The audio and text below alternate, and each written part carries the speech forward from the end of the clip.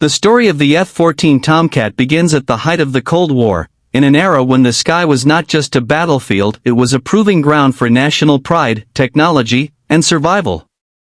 The 1960s were defined by tension, as the United States and the Soviet Union pushed the boundaries of flight further than ever before. Out of that crucible emerged a machine that would come to symbolize American air power, the Grumman F-14 Tomcat. Born from the ashes of the failed F-111B program, the Tomcat was designed with one purpose: to defend U.S. aircraft carriers from waves of Soviet bombers and missiles. But what the engineers at Grumman built was far more than just a naval interceptor. They created a technological masterpiece, sleek, powerful, and ahead of its time.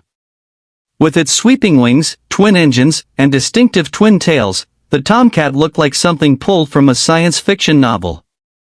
But unlike fiction, it was very, very real, and its roar would echo across the skies for decades. Every part of the F-14 Tomcat was designed for dominance. Its most recognizable feature, the variable geometry wings, could automatically sweep backward for supersonic speed or extend forward for tight turns and carrier landings.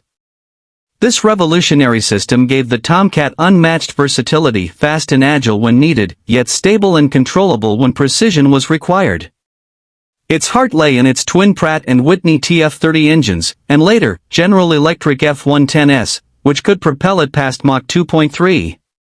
The Tomcat wasn't just about power, it was about intelligence. Equipped with the AWG-9 radar, it could detect and track up to 24 targets simultaneously and engage 6 of them with AIM-54 Phoenix missiles, each capable of striking from over 100 miles away. This made the F-14 the first true multi-target air superiority fighter, a guardian of the fleet capable of annihilating enemies long before they could get close. It was the embodiment of America's belief that technology could outpace any threat, no matter how distant. The F-14 was born into a world haunted by the specter of nuclear war. Soviet bombers armed with long-range cruise missiles threatened U.S. carrier groups daily, and the Navy needed a jet that could meet them head-on. The Tomcat became the shield of the fleet, a sentinel that patrolled the skies above aircraft carriers in the world's most hostile waters. But it wasn't just a machine of defense. It was a message. Each time a Tomcat launched from a carrier deck, wings sweeping into position, it was a declaration of power, a reminder that the U.S. Navy ruled the oceans.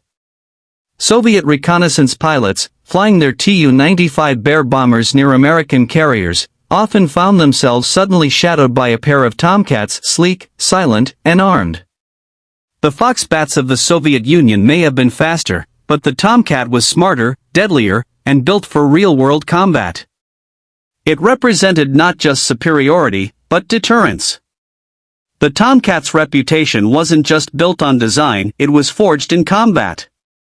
Its first taste of real warfare came in the Gulf of Sidra incidents of the 1980s, when U.S. Navy F-14s engaged and destroyed Libyan fighters that dared to challenge American presence.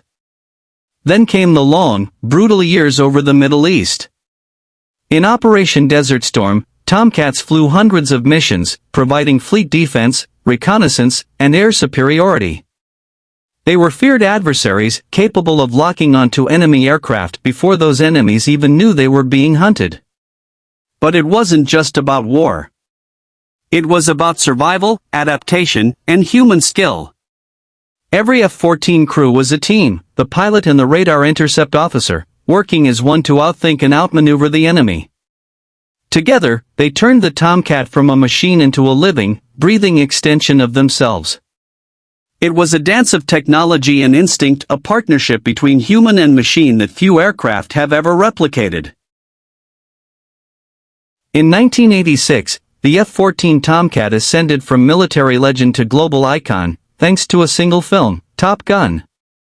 The movie captured not just the jet's power, but its soul, the freedom, danger, and adrenaline of life in the skies. For millions of viewers around the world, the sight of a Tomcat streaking through the clouds became the very image of air superiority. Young pilots dreamed of flying it, and children plastered posters of the jet on their bedroom walls. Yet behind the Hollywood glamour lay the real story, the dedication of thousands of engineers, mechanics, and pilots who made the F-14 what it was. Top Gun may have turned it into a star, but the Navy had already written its legend in the open skies. For years afterward, the Tomcat remained the symbol of American might, both feared and admired by allies and adversaries alike. But all legends eventually meet their sunset.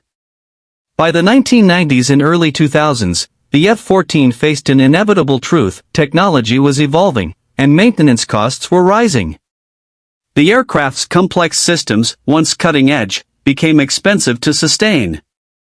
The Navy sought newer, more efficient platforms, leading to the rise of the F divided by A-18E divided by F Super Hornet. In 2006, the last F-14 squadron, the F-31 Tomcatters, made its final flight. Across the Navy, sailors and pilots gathered on flight decks to watch the silhouette of the Tomcat fade into the horizon. Many wept, knowing they were witnessing the end of an era. The jet that had guarded the seas, inspired a generation, and defined naval aviation was finally coming home. But even in retirement, the Tomcat refused to vanish. Museums, airshows, and collectors preserved its spirit, its sweeping wings frozen in mid-flight, forever a reminder of what human ambition could achieve. Today, the F-14 Tomcat is more than just an aircraft, it is an icon of engineering, courage, and culture. For those who flew it, it was a beast to be mastered; for those who watched it, it was beauty in motion.